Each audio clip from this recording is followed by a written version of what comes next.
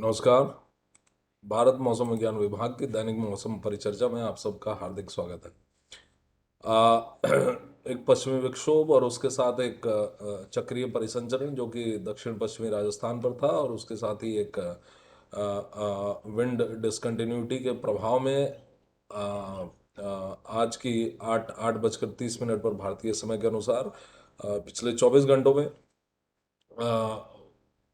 कुछ स्थानों से लेकर कई स्थानों पर हल्की से मध्यम वर्षा दर्ज की गई, और उसके साथ में छिटपुट स्थानों पर ओलावृष्टि ओलावृष्टि की घटना भी रिकॉर्ड की गई है। और ये जो है दक्षिणी राजस्थान और मध्य प्रदेश और गुजरात राज्य के दोनों दोनों जो उप प्रभाग है, गुजरात क्षेत्र और उसके साथ साथ सौराष्ट्र और कच्छ, और इसके साथ मध्य महाराष्ट्र के नासिक और धुले जिलों पर दर्ज की गई है।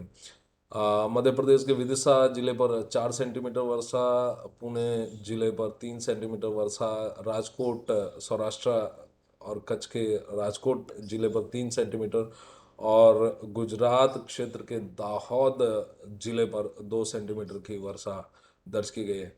तो आज हमारा जो ये पश्चिमी विक्षोभ है वो 72 डिग्री देशांतर के समानांतर अवस्थित है, और इसके साथ ही जो कल का चक्रीय परिसंचरण था वो अभी थोड़ा दुर्बल हुआ है, और आज वो दक्षिणी राजस्थान पर अवस्थित है।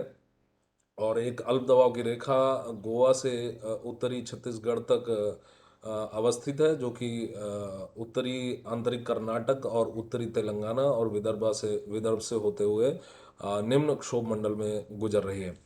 तो इन सब के प्रभाव में यदि देखें तो अगले 24 घंटे में मध्य प्रदेश और आंतरिक महाराष्ट्र अर्थात पूर्वी मध्य प्रदेश, पश्चिमी मध्य प्रदेश, पूर्वी मध्य प्रदेश और उससे सटे हुए पश्चिमी मध्य प्रदेश के जनपदों, और उसके साथ विदर्भ और मराठवाड़ा और उत्तरी मध्य महाराष्ट्र के जिलों पर छिटपुट स्थानों पर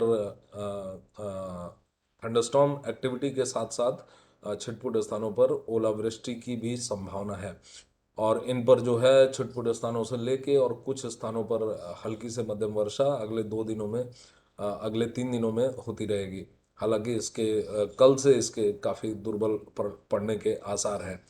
उसके बाद यदि हम 8 तारीख को देखें, और इसके साथ अगर आज 24 घंटे की बात करें तो इसके साथ साथ दक्षिणी राजस्थान और साथ में जो है उत्तरी गुजरात पर हल्की थंडरस्टॉर्म एक्टिविटी की संभावनाएं आज भी बनी रहेंगी। हालांकि उसके हिल स्टॉर्म में तब्दील होने के आसार काफ़ी कम है। और इसके साथ ही छत्तीसगढ़ और तेलंगाना और साथ ही साथ कोंकण पर भी हल्की थंडरस्टॉर्म एक्टिविटी की संभावना बनी रहेगी।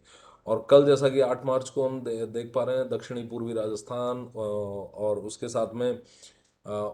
साथ में मध्य प्रदेश और उत्तरी महाराष्ट्र पर हल्की थंडरस्टॉर्म एक्टिविटी बनी रहेगी, और छत्तीसगढ़ पर थंडरस्टॉर्म एक्टिविटी के साथ में छिटपुट स्थानों पर ओलावृष्टि की भी संभावना है। और साथ में झारखंड पर भी कल 8 तारीख को हल्की हल्की हल्की थंडरस्टॉर्म एक्टिविटी की संभावना है। झारखंड और सब हिमालयी उप उप हिमालयी पश्चिमी बंगाल और सिक्किम पर भी थंडरस्टॉर्म की प्रोबेबिलिटी बनी रहेगी। और फिर इसके साथ यदि हम देखें तो जो बुंदेलखंड का क्षेत्र है और साथ ही पूर्वी उत्तर प्रदेश का जो दक्षिणी राज्य हैं, दक्षिणी जो जनपद हैं, वहाँ पर भी छिटपुट स्थानों पर हल्की से लेकर बहुत हल्की वर्षा की संभावनाएं 8 और 9 तारीख को बनी रहेंगी।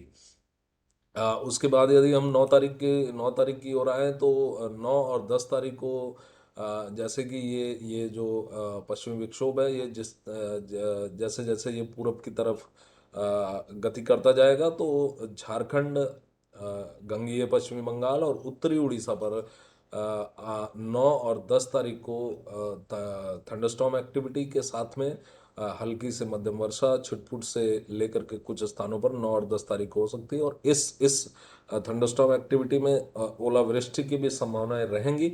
हालांकि अभी ओलावृष्टि की संभावनाओं के लिए जो हमारा numerical weather prediction model guidance है वो अभी उसकी उसकी ओर इंगित नहीं कर रहा है, और उसकी उसकी संभावनाओं पर हम लगातार अपनी नज़र बनाए हुए हैं। लेकिन 9 और 10 तारीख को छिटपुट स्थानों से लेकर कुछ स्थानों पर हल्की से मध्यम वर्षा और उसके साथ में थंडरस्टॉर्म एक्टिविटी की संभावना है झारखंड, गंगीय पश्चिमी बंगाल और उसके साथ में उत्तरी उड़ीसा पर बनी रहेंगे। तो आज के लिए बस इतना ही। कल हम फिर मिलेंगे अगले 5 दिनों की मौसम परिचर्चा के साथ, कल की दैनिक मौसम परिचर्चा में। तब तक के लिए धन्यवाद।